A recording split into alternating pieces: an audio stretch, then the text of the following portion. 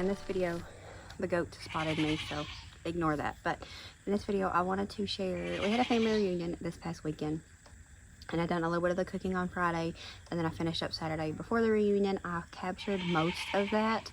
I made a pumpkin roll, sausage balls, and banana pudding cookies as well, and they all turned out really good. I didn't really share the pumpkin roll because I just shared that recently. So I don't know if I got any footage of that, maybe a little bit, but I'm going to share making the sausage balls, and the VIP was the banana pudding cookies because they was really, really good. I think there was some left over at the end, and I regretted not bringing them home because they was so good. And usually I don't bring home food. Like, there was a couple of sausage balls left, and I just like throw them away. My brother-in-law actually just threw them around the park because it's like a field, but it's a park, so in case that sounded weird. But there's all kinds of stray dogs and whatnot, and usually we have a stray dog or two that comes over and joins us, but we didn't this year. But he did just kind of throw them out that way. The stray dogs in the area could enjoy those. Cats, whatever's there, coyotes, we don't care. But I did want to share those recipes with you, and it was kind of crazy and chaotic on Friday night and Saturday morning.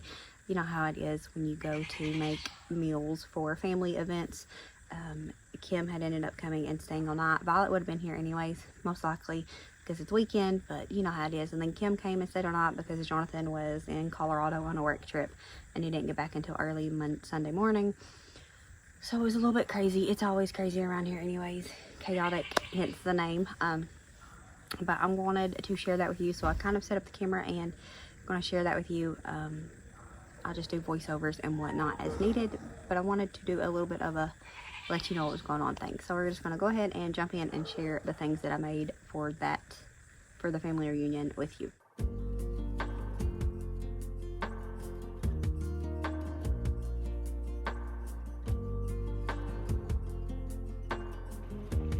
Alright, so we're going to start with the banana pudding cookies. Now, I don't typically make a lot of food for the reunion because usually a lot of people show up with food, and John's got a pretty big family, so there is, there's plenty of food. So I usually do 2 or 3 dishes.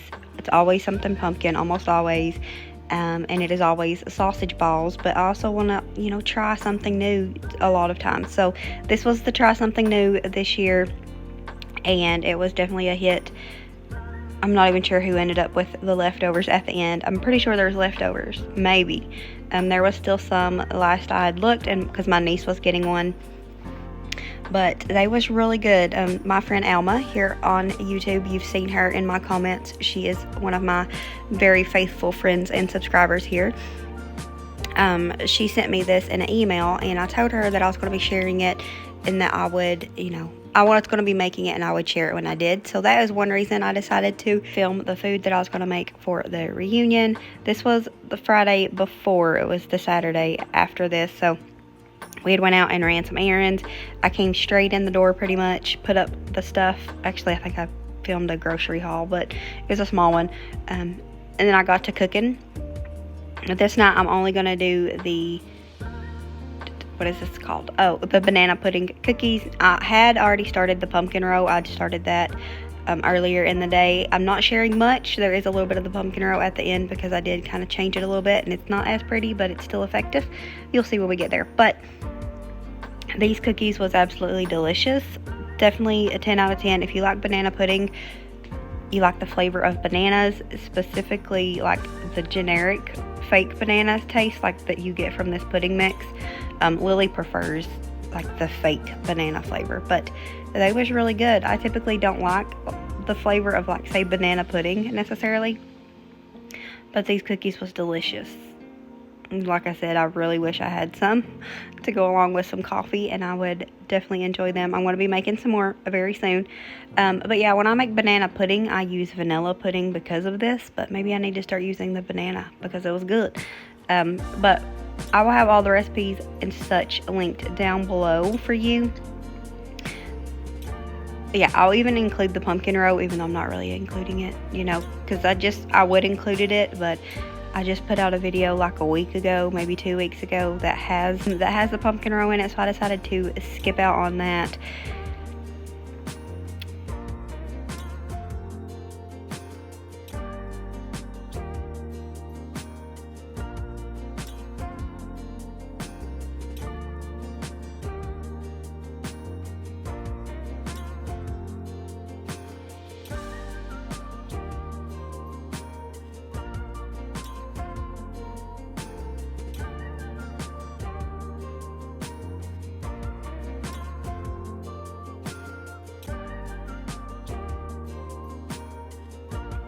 And I definitely needed a bigger bowl at this point, but I was too far in. I was not going to dirty up another bowl if I didn't have to. So we just took it slow and steady and we got it done.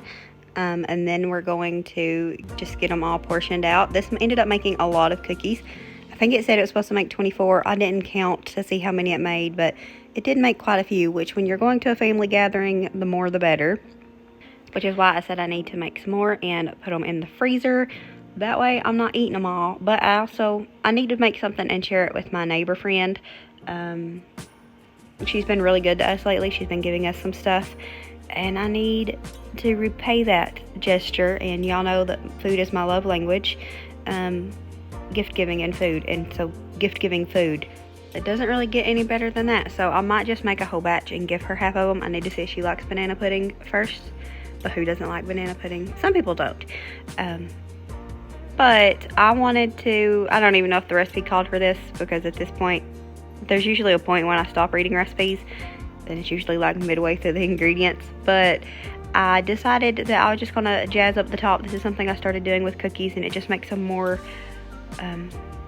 appealing looking. So I just took a few more cookies and crunched them up and put them on top, as well as a couple more of these cream cheese chips, which just tasted pretty much like a creamy milk chocolate, but they was delicious. Kim had put them up for me, and then I was laying in bed and realized that I didn't take an after shot, so I got up Saturday morning, being totally transparent, and I laid them out all nice and took a picture for you. And this is one that I ate for breakfast, no shame. The sausage balls are a thing that I have made every single year, I think, since we started having a family reunion, at least the last 3 or 4 years. So I don't want to say the whole time, because we started them years ago and my mother-in-law was still with us. But I have started making these every single year, and so I figured I had to make them this year.